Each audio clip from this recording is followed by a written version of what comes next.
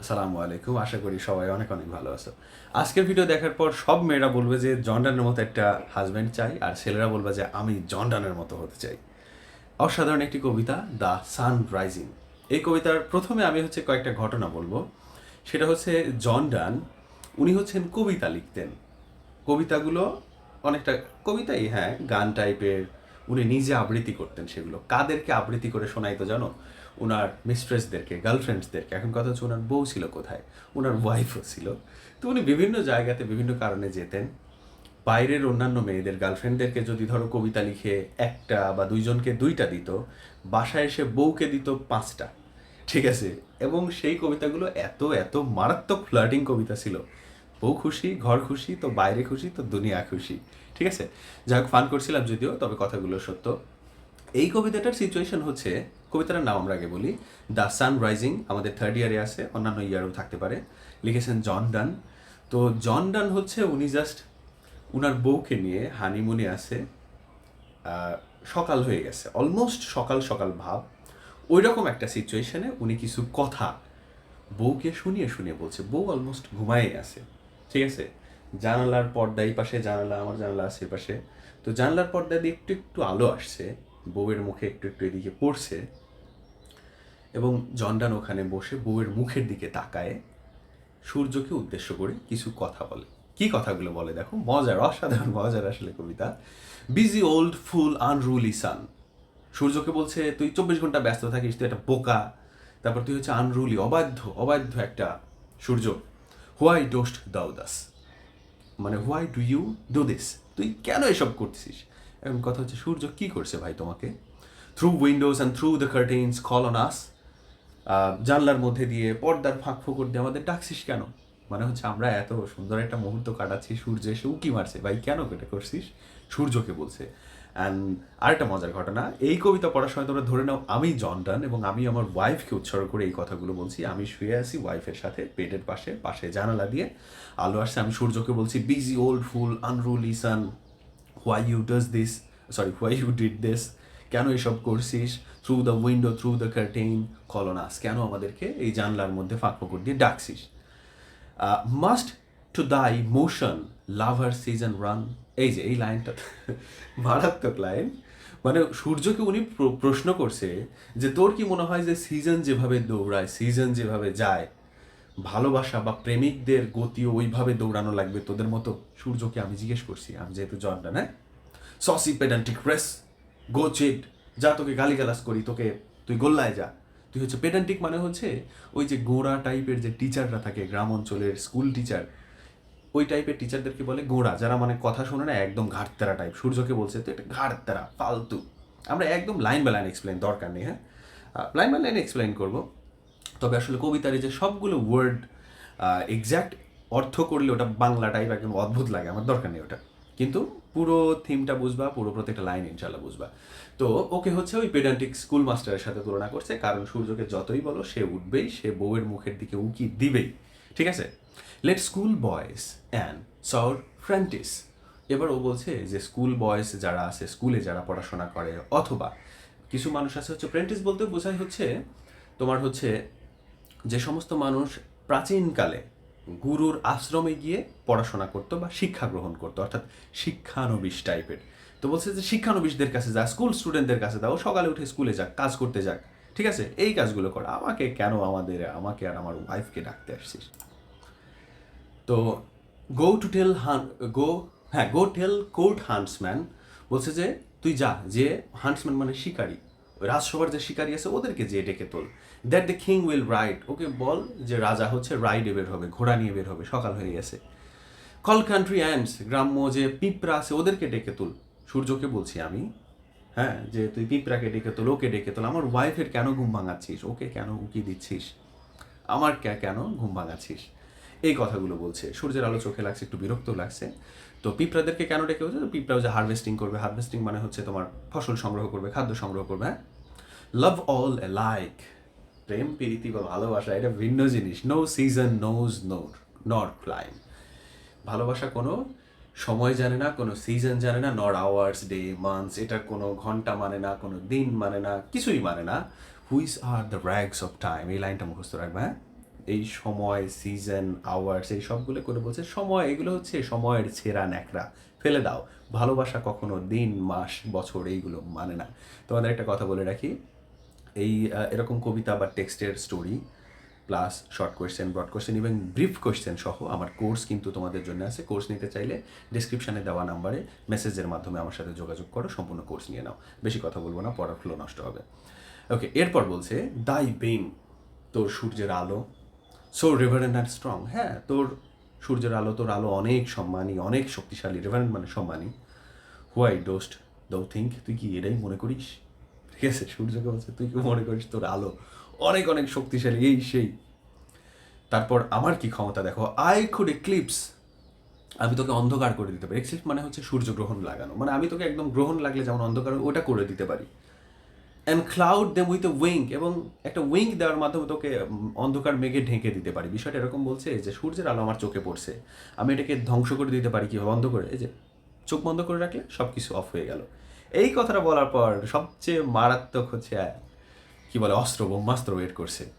But I would not lose her side so long, কিন্তু আমি যে 1 সেকেন্ডের জন্য চোখ বন্ধ করে রাখবো, এই 1 সেকেন্ডের জন্যেও আমি আমার সুন্দরী বউয়ের দিকে তাকানো বাদ দিতে পারি না। ওই যে 2 সেকেন্ডের জন্য চোখ বন্ধ করে রাখলে বউ তো সামনেই শুয়ে আছে, ওর দিকে তাকাই তো এই কথাগুলো বলছে বউকে শুনিয়ে শুনিয়ে।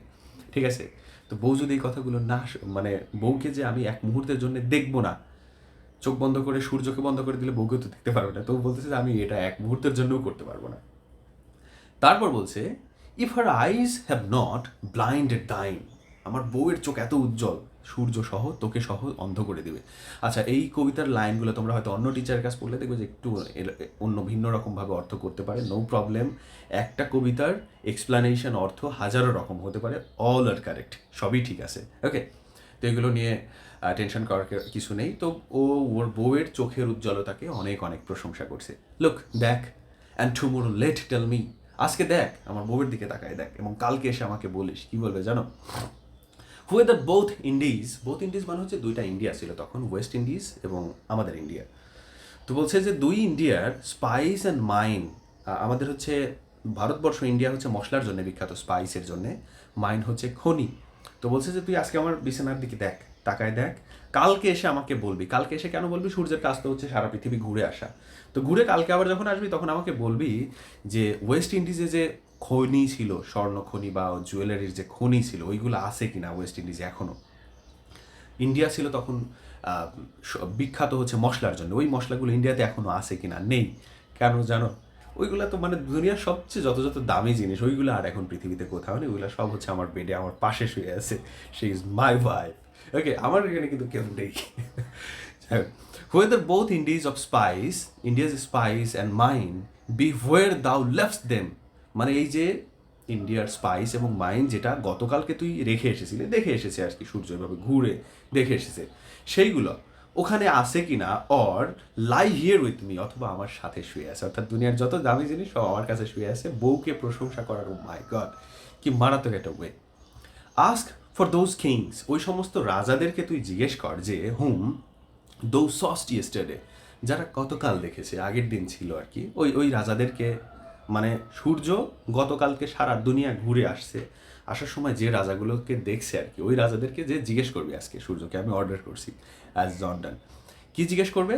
অ্যান্ড দো শ্যাল্ট হিয়ার, এবং তাদের কাছে শুনবি, all here in one bed লে, মানে সমস্ত রাজারা যত যা আছে সব কিছু এক বিছানায় শুয়ে আছে। অর্থাৎ এখানে রাজা বলতে রাজা না, দুনিয়ার যত রাজার সুখ শান্তি, তারপর সম্পদ, সব কিছু আমার বিছানায় শুয়ে আছি আমি নিজে। তাহলে আমার বউ কি হইল? বউ কি মারাত্মক জিনিস দেখো।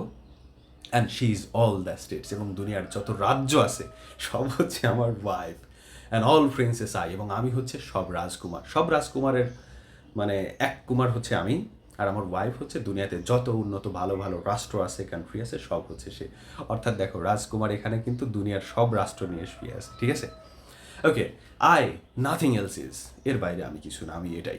সে কি? সে হচ্ছে দুনিয়ার সব রাষ্ট্র, সে হচ্ছে দুনিয়ার প্রিন্স, একজন প্রিন্স ধরি, যদিও অল প্রিন্স, আর তার ওয়াইফ হচ্ছে দুনিয়ার সমস্ত রাষ্ট্র। আমরা প্রায় শেষের দিকে চলে আসছি।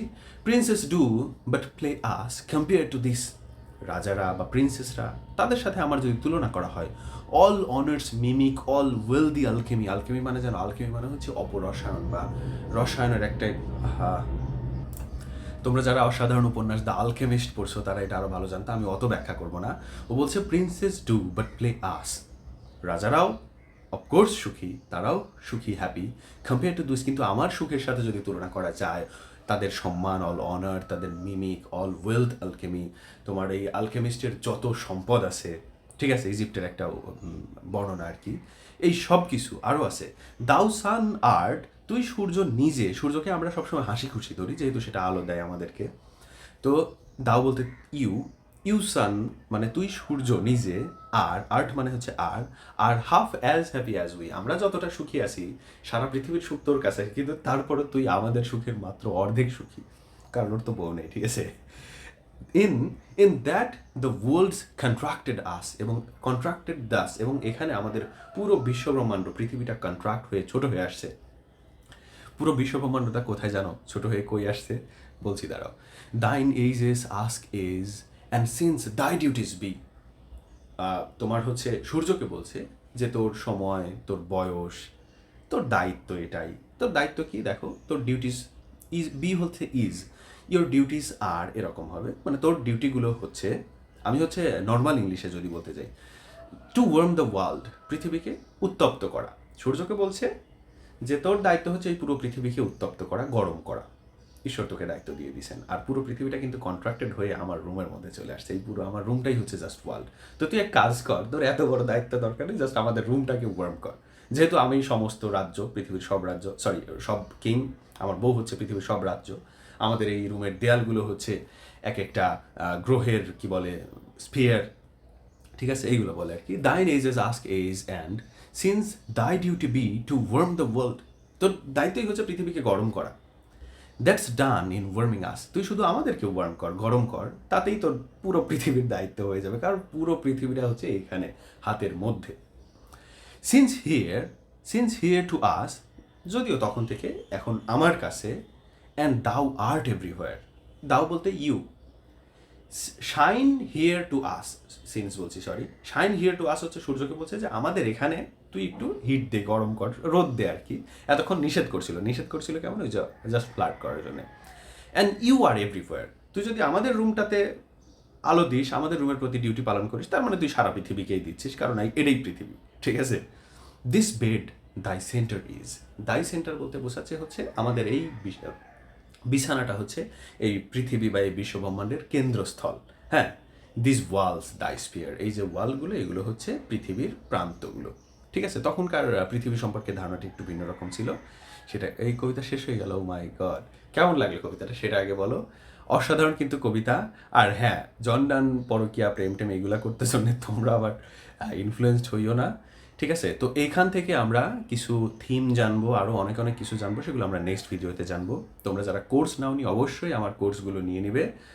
আর আজকের ভিডিও পর্যন্তই, ভালো থেকো, আল্লাহ হাফিজ। হ্যাঁ, কমেন্ট করে মতামত জানিও কবিতাটা কেমন লাগলো। আল্লাহ হাফিজ।